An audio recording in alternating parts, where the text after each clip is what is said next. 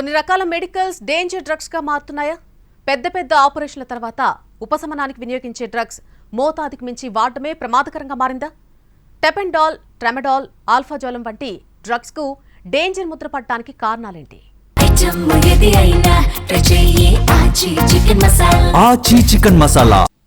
Medical market, drugs అమ్మకాలకు మధ్య అవినాభావ సంబంధం ఉందన్నది నిర్వివాదాంశం. కొందరు పెద్దవాళ్లు రోగుల ప్రిస్క్రిప్షన్లు తీసుకొచ్చి ఆల్ఫ్రాజోలం, టెపెంటడాల్, ట్రెమడాల్ లాంటి మందులు తీసుకువెళతారు. సహజంగా గుండె ఆపరేషన్లు, ఆర్థోపెడిక్ ఆపరేషన్లు జరిగినప్పుడు ట్రెమడాల్, ఆల్ఫ్రాజోలం వినియోగం ఉంటుంది. అలాగే సదరు డ్రగ్స్ వాడకం ఖచ్చితంగా ప్రిస్క్రిప్షన్తోనే ఉంటుంది. కానీ అర్ధరాత్రి పూట చివరి నిమిషంలో కొందరు వచ్చి ఈ డ్రగ్స్ కోసం అడుగుతూ ఉంటారు. యువత మత్తుకు ఆల్టర్నేటివ్గా ఈ మందులు వాడటం వలన కూడా ఇవి డేంజరస్గా గుర్తించబడ్డాయి అంటున్నారు కెమిస్టులు.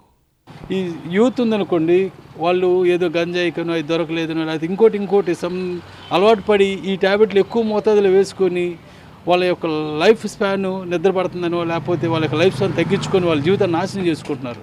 సో అంత డేంజరస్ తప్ప పేషెంట్కి వాడుకోవడానికి ఇదేమి మినిమం డోస్ అండి. కంపెనీ వాళ్ళు కూడా ఎంత డోసు వేసుకోవాలో అంత డోసు డాక్టర్ దగ్గరికి వాళ్ళకి కంపెనీ నుంచి ఎంత డోసు వాడాలనేది డాక్టర్కి రిప్రజెంటేషన్ చేస్తారండి. ఈ పేషెంట్కి ఎంత వాడాలనేది అందులో ఆల్రెడీ డాక్టర్ చదువుకునేటప్పుడు కూడా ఆల్ఫ్రాజోలము లేకపోతే వాళ్ళకి ఇంత డోసు ఇవ్వాలని చెప్పేసి దాని ప్రకారం ప్రిస్క్రిప్షన్ వస్తుంది. వాళ్ళు పర్ఫెక్ట్గా వాడితే ఎటువంటి ఇబ్బందులు ఉండవు, సైడ్ ఎఫెక్ట్లు ఉండవు, డిప్రెషన్కి వెళ్ళరండి.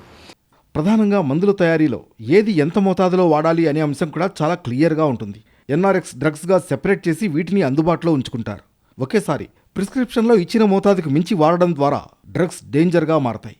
అయితే ఏ విధంగా వినియోగించాలని డాక్టర్లు చెబుతారో అదే విధంగా వాడాలి, కానీ వేరే విధంగా వాడితే పలు దుష్ప్రభావాలు చూపిస్తాయని కెమిస్టులు అంటున్నారు.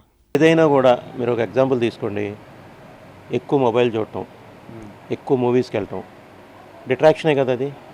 అలాగే డ్రగ్స్ కూడా మనకు అవసరం లేని మనం వాడుకుంటా వెళితే అది డిట్రాక్షనే. అది అనవసరంగా మనం ఏది ఎక్సెసివ్గా ఏది వాడినా కూడా మన బాడీకి అది హాని చేస్తుంది, కానీ ఏ రకమైన ఉపయోగం కనిపించదు.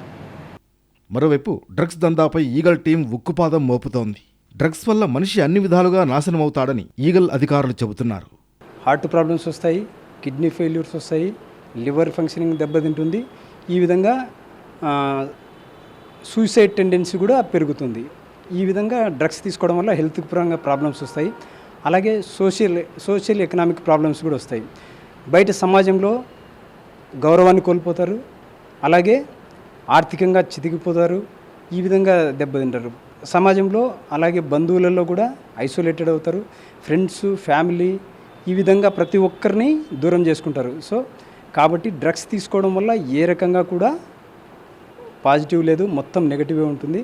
సో దయచేసి ఈ డ్రగ్స్ తీసుకుంటే మొత్తం సోషియో ఎకనామిక్ ప్రాబ్లమ్స్ వస్తాయి, హెల్త్ ప్రాబ్లమ్స్ వస్తాయి. కాబట్టి దయచేసి ఈ డ్రగ్స్కు దూరంగా ఉండండి. సో మంచి వినియోగం కోసం తయారు చేసిన డ్రగ్స్ని అతిగా వినియోగించడం కారణంగానే డేంజరస్గా మారుతున్నాయని నిపుణులు చెబుతున్నారు. ఏది ఏమైనా సరే ఎంతవరకు వాడాలో తెలుసుకుని అంతవరకు వాడితేనే మంచిదని సూచిస్తున్నారు.